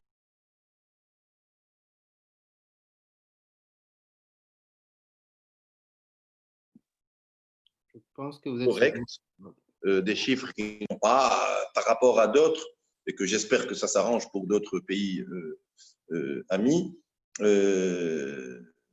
pas pas aussi alarmant, disons. Mais le fait est que, étant donné que la gestion de la crise est la même par tout le monde sur le plan économique, sur le plan des relations internationales, sur le plan des échanges, puisque nous sommes dans une économie mondialisée, les effets économiques sont à peu près les mêmes un peu partout dans les pays de la Méditerranée, et surtout dans les pays d'Afrique du Nord. Nous aussi, nous connaissons, en Tunisie, nous connaissons une décroissance, si je puis dire, un retard de croissance qui est à peu près de l'ordre évalué jusqu'à présent, de l'ordre, pour le premier semestre 2020, de l'ordre de 6%, une perte d'emploi de 220 000 emplois à peu près, mais également aussi des pertes en termes de chiffre d'affaires, d'une moyenne, tout secteur confondu, à peu près de 30%, avec des secteurs qui sont un peu plus touchés, qui arrivent jusqu'à 50%, 45 à 50% du chiffre d'affaires, tels que le secteur textile ou les IME et l'équipement automobile, par exemple. D'autres secteurs connaissent beaucoup plus de difficultés en termes de chiffre d'affaires, tels que le secteur textile et dérivés du secteur textile, qui voient aujourd'hui leur chiffre d'affaires réduit à peu près 80%. Et là, c'est un véritable problème économique pour notre pays et un véritable problème social également, qu'il y ait des secteurs comme le tourisme qui sont tributaires d'échanges, de relations, d'un marché bien sûr international et de plus en plus internationalisé. Voilà. Pour les mesures, donc, pour revenir aux mesures qui ont été prises en Tunisie, dans le cadre, bien sûr, d'un dialogue entre les partenaires sociaux et le gouvernement, je peux vous citer les principales mesures. Donc, ces mesures il y en a qui sont des réponses et des actions choc et des réponses choc rapides pour la situation que nous avons vécue le dernier trimestre, également des mesures sociales et de stabilisation sociale. Et on va voir par rapport, bien sûr, aux petites entreprises et également aux salariés, et bien sûr des mesures de relance. Des lignes budgétaires ont été mises et des transferts monétaires, bien sûr, des lignes budgétaires matérialisées dans des transferts monétaires ont été mises en place, bien sûr, dans aide et soutien, direct ou indirect, pour les entreprises et les travailleurs, mais aussi pour les transferts sociaux purs, dont l'enveloppe bien sûr a été soutenue pour faire face à ces difficultés sociales et à l'impact de ce ralentissement économique sur les couches sociales les plus défavorisées. Mais également, nous avons, entre guillemets, ce n'est pas péjoratif, nous avons, en tant qu'UTICA, profité pour présenter ou avoir des mesures qui sont en rapport avec la situation du Covid, mais également que nous traînons, des difficultés que nous traînons, des obstacles que nous traînons depuis des années en termes pour les entreprises, pour les PME, et nous avons profité pour les mettre en avant, et elles auront un effet et sur la situation du Covid, mais post-Covid. donc, et pourront également faciliter la relance. Pour les mesures, donc, il y a eu, je peux vous citer les principales mesures, le report du délai des déclarations d'impôts sur les sociétés donc, qui était initialement prévu au 15 mars, et la contribution sociale également solidaire au 31 mars, et ce pour les sociétés autres que celles soumises à un IS assez important. Nous avons un IS de 25 et un IS, un impôt sur les sociétés de 35%. Donc la suspension de l'application des pénalités de retard. Monsieur Gariani, vous êtes sur mute. Soumise 2 minutes. réel. Oui. Je dis excusez-moi. Si en 2 minutes. Je vais aller un peu plus rapidement donc pour ces mesures parce qu'elles sont de l'ordre, c'est vrai qu'elles sont de l'ordre du 18. Je vais aller aux principales mesures qui concernent donc beaucoup plus l'entreprise. Donc il y a des mesures fiscales et qui, d'une manière générale, il y a des suspensions pénalités, il y a un rééchelonnement de la dette fiscale pour les entreprises, mais également concernant le fiscal, un allègement des conditions de restitution du crédit TVA. C'est un lourd fardeau en Tunisie pour les PME, pour les entreprises d'une manière générale et surtout pour les PME. Elles n'arrivent pas à restituer la TVA qu'elles ont versée et ça touche beaucoup leur trésorerie. Et c'est une difficulté qui existe depuis quelques années. C'est une revendication qui existe depuis quelques années et que nous avons pu imposer au gouvernement. Et on a pris cette mesure d'abord pour équilibrer la situation de l'entreprise, mais aussi pour permettre à faire face aux besoins de trésorerie dont aura l'entreprise vu la baisse du chiffre d'affaires pour pouvoir financer et faire face à ses obligations sociales et autres. Donc, il y a également des mesures bancaires. Il y a eu un rééchelonnement prévu dans un cadre organisé entre le gouvernement, la Banque centrale et les banques pour des crédits en cours pour certaines entreprises, un rééchelonnement avec un allègement. J'ai beaucoup plus de détails, mais je crois qu'il y a un problème de timing. Donc, un report des échéances, y compris pour de leasing, en principal et en intérêt, donc pour les entreprises qui sont en difficulté et qui ont été touchées par la question du Covid. Bien sûr, il y a eu une détermination des secteurs des plus touchés, le secteur de l'agroalimentaire étant celui qui a été le moins touché, les secteurs exportateurs beaucoup plus touchés et le secteur du tourisme, bien sûr, qui a été le plus touché. Il y a eu également des lignes de crédit pour assurer le refinancement et qui sont à peu près, et pour donner, disons, permettre à l'entreprise d'avoir un nouveau besoin de fonds de roulement, son besoin de fonds de roulement, un autre financement, un nouveau financement de ses besoins en fonds de roulement qui constitue à peu près à 25% du chiffre d'affaires de l'année 2019 ou à 6 mois de masse salariale pour les entreprises qui ont été créées en 2019 et qui n'ont pas encore assez d'indicateurs pour nous. Voilà. Donc, les principales, disons, dans le cadre du suivi, il y a eu, donc, nous avons eu les mesures, donc, comme je viens de l'évoquer, donc sociales et économiques, donc et financières et fiscales. Pour les propriétaires des petits projets et des catégories sociales à faible revenu, et donc à travers la banque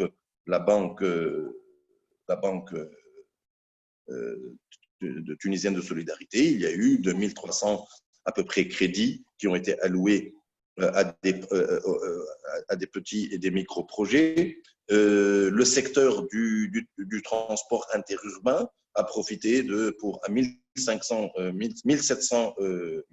propriétaires donc, de véhicules interurbains sur une enveloppe à peu près de 3 millions de dinars. 8000 propriétaires, bien sûr, de transport, taxis et autres ont bénéficié plutôt de crédits d'amélioration de leurs conditions à hauteur à peu près de 9 millions de dinars.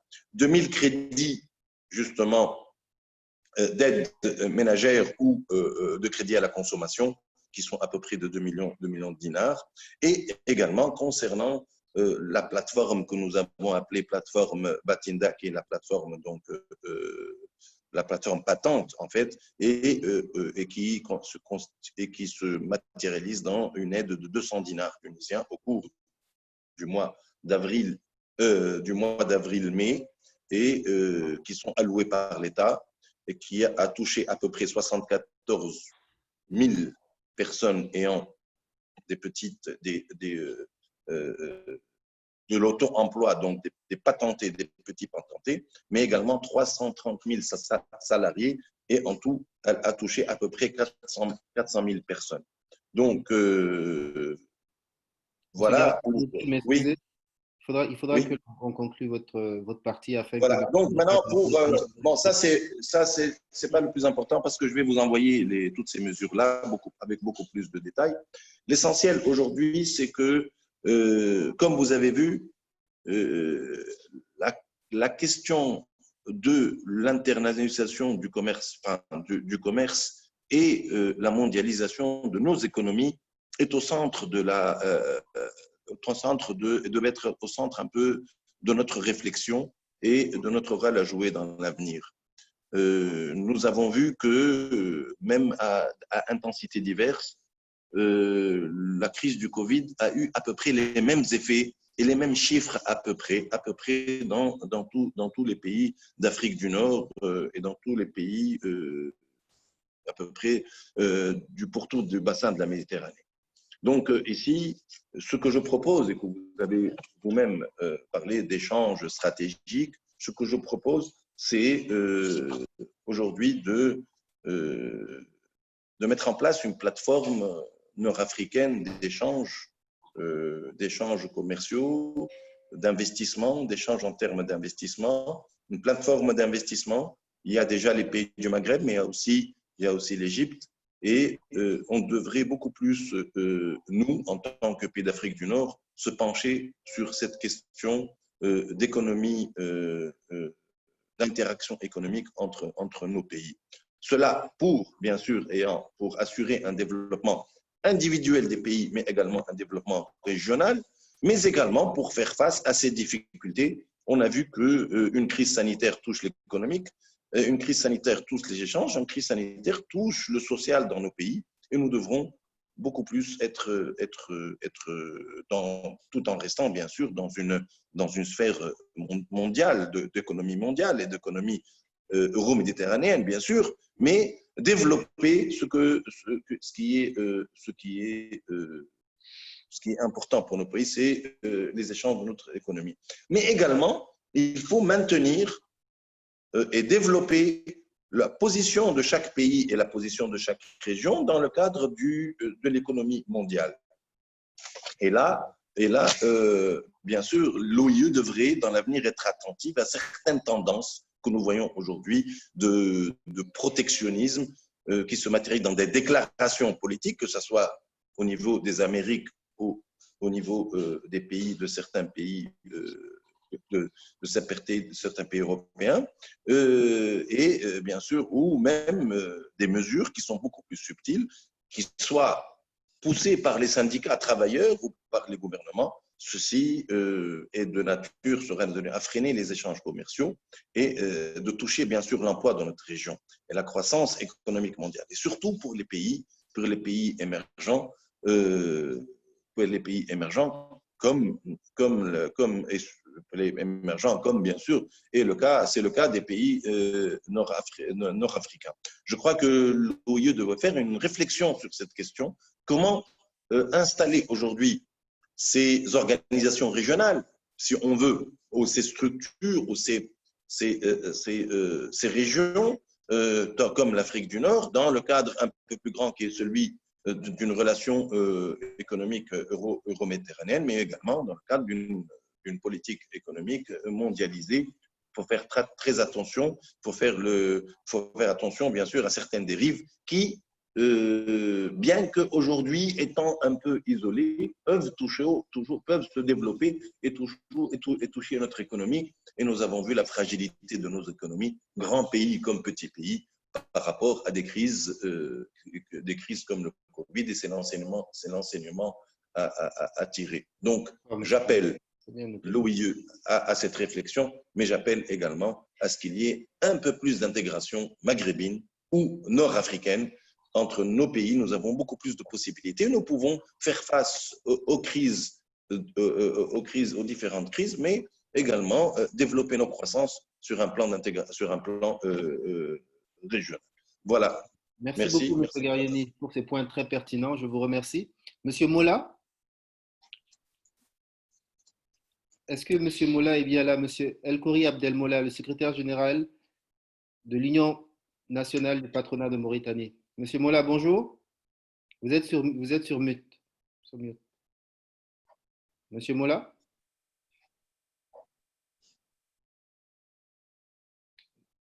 Monsieur Mola, vous êtes sur mute.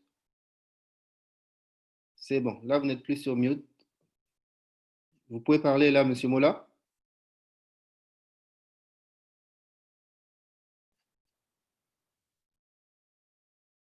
Monsieur Mola?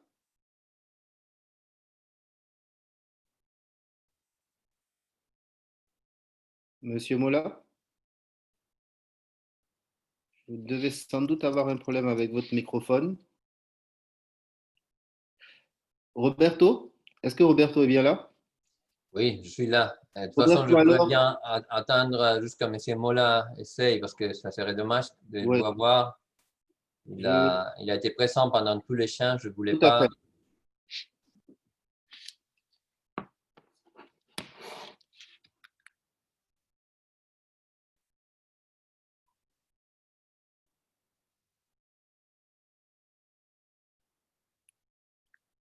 Monsieur Mola, je ne sais pas si vous êtes sur un ordinateur ou sur un téléphone. Si vous êtes sur un... Bon, je vois que vous n'êtes plus sur mute. Je vais essayer de vous appeler sur WhatsApp. Il a quelqu'un qui va lui aider. Oui, je vais le contacter. Maintenant, ça marche. Maintenant, ça marche. Monsieur vous m'entendez là? Oui, nous vous entendons. Voilà. Bonjour, Monsieur Mola. Oui, je suis sur un téléphone, c'est pourquoi Nous sommes très heureux de vous voir parmi nous. Merci. Je vous remercie de m'avoir invité à cet échange. Je vous en prie. Donc, Monsieur Mola, en 8 minutes, si vous pourriez, s'il vous plaît, nous répondre à ces quelques questions sur les politiques économiques qui ont bien fonctionné en Mauritanie, moins bien fonctionné, et les leçons qui en ont été tirées et les points de collaboration. Monsieur Sarko, je vous félicite d'avoir imprimé une certaine dynamique à ce groupe africain depuis que vous êtes là. Mais je n'accepte pas d'être le petit poussé de la réunion. Je veux parler comme tous les autres l'ont fait sur ce qui s'est passé dans mon pays pour faire face au Covid. Voilà, nous avons, bien comme tout le monde, reçu le Covid de plein fouet. Personne ne s'y attendait. Tout s'est passé après l'arrivée d'un ressortissant européen à l'aéroport de Nouakchott qui a été déclaré positif et la pandémie a commencé ainsi. Alors, nous étions obligés de faire face à un confinement qui n'était pas préparé. Plusieurs centaines de personnes qui devaient être pris en confinement dans les hôtels, nourris, blanchis, soignés, ainsi de suite.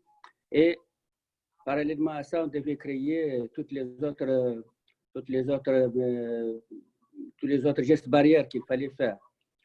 Alors, la première chose à laquelle nous avons pensé, c'est de préserver l'emploi au niveau de nos entreprises, mais aussi de maintenir le marché achalandé par les produits de première nécessité parce qu'on ne savait pas c'est où. C'est ainsi que donc, nous avons maintenu les produits de première nécessité sur le marché au même prix qu'ils étaient sans carrément changer, sans aucune augmentation de prix, sans aucune rupture. Et nous avons maintenu les emplois tels qu'ils étaient. Nous n'avons pas eu de licenciement au niveau des entreprises. Nous avons peut-être fait un système de carte pour perfectionner les entreprises et pour garder les travailleurs pour qu'ils ne dorment plus dans les maisons avec leur famille. Donc, voilà, nous pouvons nous féliciter qu'il n'y ait pas eu de licenciement chez nous. les travailleurs sont là, leurs familles reçoivent salaire régulièrement.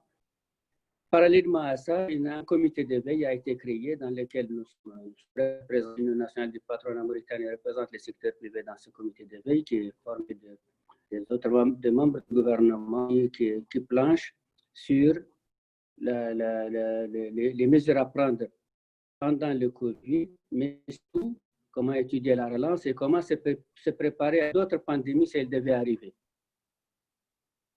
Je pense que nous sommes désormais vaccinés contre les pandémies. Nous savons désormais que quand une pandémie viendrait, les populations s'y adaptent. Nous avons fait de 4 à 5 mois, les frontières entre nos différentes régions étaient fermées. Imaginez comment des marchandises pouvaient arriver du port de Nouakchott vers Nema à 1100 km de distance, dans une période où les frontières seraient fermées. Le patronat mauritanien, avec l'appui des autorités, a pu organiser carrément un pont entre les différentes villes pour je vous dis tout de suite que nous avons eu certaines difficultés. Il va de soi que nous les ayons. Et les entreprises, les usines ne respectaient plus leur programme d'entretien. Les techniciens étaient sur les nerfs parce qu'à chaque moment, une pièce pouvait lâcher. Comment la faire venir alors que les avions ne viennent pas en Mauritanie et que les bateaux prennent beaucoup de temps pour revenir venant d'Europe. Donc, imaginez le stress que ça peut causer à un chef d'entreprise. Bon, alhamdulillah, comme nous disons, nous, Mauritaniens, Dieu soit loué, il n'y a pas eu de grands dégâts. Nous avons subi de plein fouet dans nos chiffres d'affaires toutes ces choses-là. Le tourisme, si je ne dis pas 100%, c'est au moins 90%. Les autres secteurs vont de 30 à 40% de leur chiffre d'affaires. Mais nous avons bon espoir qu'un plan de reprise va être fait. Il y a une plateforme de relation entre les secteurs publics et les secteurs privés qui fonctionne très bien. Nous essayons, autant que faire se peut, de créer les conditions d'une bonne reprise. Hein. L'État ne ménage aucun effort pour aider les entreprises à sortir de l'ornière. Et voilà, donc nous espérons que la fiscalité va accompagner tout ceci. Nous souhaitons, comme tout le monde, qu'il y ait l'arrêt des déclarations, voilà, la suspension des déclarations d'impôts, que la Caisse nationale de sécurité sociale ou la Caisse nationale d'assurance maladie puissent déférer les cotisations patronales qu'ils exigent et que nous pouvons respecter un engagement que nous avons pris vis-à-vis de l'État d'employer 6 000 chercheurs d'emploi dans les secteurs privés. Nous avons déjà commencé à le faire. Bien sûr, nous espérons être soutenus dans tout cela par les pouvoirs publics dès le moment que nous subissons les retombées de la Covid. Et bien sûr, le contact que nous avons très direct avec l'État nous donne bon espoir que tout ceci va se passer dans de bonnes conditions. Voilà, pour le moment, je m'en arrête là. Si vous avez une question particulière, je suis prêt à vous répondre. Merci beaucoup, M. Moula. Je vois qu'il n'y a pas de questions dans le chat box. Oui, vous avez parlé vous avez demandé qu'est-ce qui pourrait se faire pour une meilleure coordination entre les pays de l'Afrique du Nord. Si vous pouviez terminer sur ce point, oui. Voilà. Moi, je vous dis que la Mauritanie, à l'Union nationale du patronat mauritanien, nous présidons l'Union des employeurs du Maghreb arabe et donc l'Algérie, la Tunisie, le Maroc et la Libye. Nous avons des conseils d'affaires avec tous ces pays-là et nous présidons aussi le patronat du G5 Sahel. Vous savez que nous sommes les traits d'union entre le monde arabe et l'Afrique noire. On nous désigne comme ça, la Mauritanie et les traits d'union entre ces deux pays, ces deux régions de l'Afrique. Donc, nous avons un rôle important à jouer. Si M. Megalati, si nous écoute encore, je voudrais lui rappeler que nous insistons pour que la route Nouakchott soit réalisée parce que nous avons des échanges entre l'Algérie et la Mauritanie qui se passent par un point, un poste frontière entre nous. Mais la route est très mauvaise et ce sont eux qui organisent des convois qui viennent en Mauritanie pour transiter vers le reste de l'Afrique. Alors qu'avec le Maroc, nous avons une route carrément goudronnée et que le transit se fait avec une plus grande fluidité. Donc, si nos amis algériens peuvent mettre un peu la main à la poche et faire cette route-là, Alger-Nouakchott, le reste de l'Afrique sera connecté carrément à l'Algérie. Et voilà, donc je pense que nos relations avec les autres pays du Maghreb et de l'Afrique sont bonnes. Voilà, je vous remercie. Merci beaucoup, monsieur. Je vous remercie, monsieur Sako. Merci beaucoup, merci à vous. J'appelle maintenant monsieur Roberto Suarez, notre secrétaire. Merci à tous. Je pense que l'échange a été riche, a été substantiel. Je vais tout d'abord remercier les organisations internationales qui nous sont joints, Eric, la représentante de la BAD, la représentante de la Banque mondiale aussi. Et je pense que leur expérience, leurs initiatives sont très utiles, mais aussi la contribution de chacun des fédérations. Moi, je dirais que, écoutez, si vous pouvez mettre mieux, ça serait bien.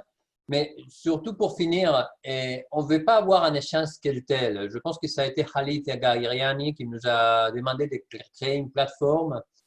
Est-ce qu'on avait réfléchi comme suivi? C'est tout d'abord de faire, comme on fait toujours, un petit rapport avec les différentes idées. Mais au-delà de ça, on pensait que peut-être comme action concrète, il y a les trois axes que M. Hicham Chouanat a bien souligné sur les leçons apprises. Un, le numérique. Comment est-ce que les entreprises dans la région peuvent devenir plus numériques? Parce que c'est maintenant une obligation, ce n'est pas une question. Alors, comment est-ce qu'on peut aider sur ce point-là? Deuxièmement, je pense que c'est peut-être l'expertise de l'OIE avec vous. C'est la législation sociale doit être adaptée, doit être moderne, doit être beaucoup plus efficace du point de vue de flexibilité. Quels sont les principaux obstacles, les principales entraves dans les différents pays qui empêchent d'avoir une législation comme il faut? Alors peut-être on doit mettre en commun quelques éléments qu'après on peut utiliser du point de vue de lobby. Et troisième élément, je pense que c'est tout ce qu'à voir avec la plateforme, le partenariat, et c'est lié aussi à un leadership, c'est-à-dire comment est-ce qu'on peut avoir un leadership collectif qui est beaucoup plus puissant à travers un partenariat. Et quels sont les éléments pour créer des liens beaucoup plus étroits entre les différentes fédérations, aussi à travers l'OIE. Ce sont les trois éléments d'action que je de manière modeste, essayer d'identifier, mais bien sûr, c'est à vous aussi de décider. On va mettre ça sur un document de résultats de cet échange et on aimerait bien que vous nous donniez aussi votre contribution. On le fera dans le court terme et merci à tous pour nous joindre. Je pense qu'on a dépassé un peu la limite, 15 minutes, 10-15 minutes, c'est raisonnable. Mais ça vaut la peine parce qu'on a je pense, de contributions concrètes et substantielles qui peuvent nous aider beaucoup à développer des actions concrètes. Ce sont des moments difficiles, très difficiles pour toutes les organisations d'employeurs, et spécialement pour les organisations dans la région, pour les entreprises. et bien sûr pour les sociétés. Alors, on doit être tous engagés et surtout aussi dans bonne santé. Alors, s'il vous plaît, faire attention à votre santé, de vos familles, bonnes fêtes, et même si c'est une période difficile, et on reste engagé et connecté avec vous. Et comptez sur l'OIE, sur l'équipe de l'OIE, on restera très engagé avec vous. Merci de votre temps, merci de votre contribution. Merci beaucoup, Roberto. Donc, merci à tous. Je remercie encore tout un chacun, tous les représentants des organisations d'employeurs.